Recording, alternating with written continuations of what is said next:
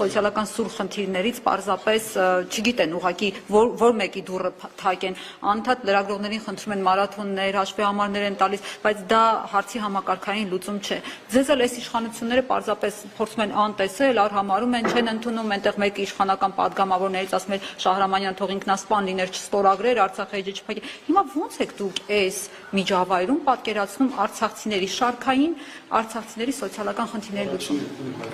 Անողը անձամբ ինձանից ներողություն է խնդրել, երբ իմացել է ճշմարտությունը։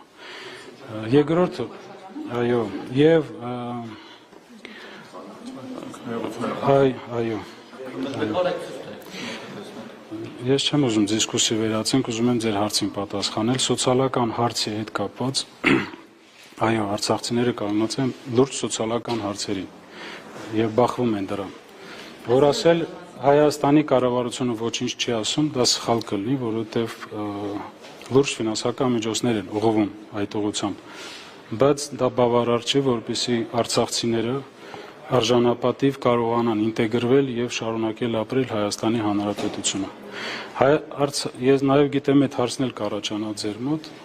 արցախցիները իրենց համարում են Հայաստանի քաղաքացի, որովհետեւ իրենք ունեն համապատասխան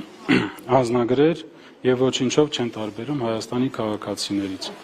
Պարոն Շահրամանյան, սրա հետ կապված անգամ հանրայինի եթերում Գեգամ Ստեփանյանի հետ հարցազրույցի ընթացքում ասում են հələ մի հատ դարեք Հայաստանի Հանրապետության քաղաքացիներ, նոր Հայաստանի կառավարությունից ինչ որ բան պահանջեք, ընդունում եք։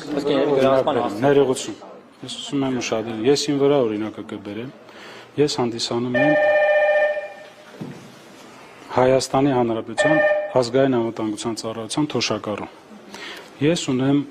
Հայաստանի Հանրապետության քաղաքացուն տրամադրվող ID քարտ։ Ես ունեցել եմ դիվանագիտական անձնագիր։ Հիմա ասեք, ես ոնց կարող եմ լինեմ ոչ Հայաստանի քաղաքացի։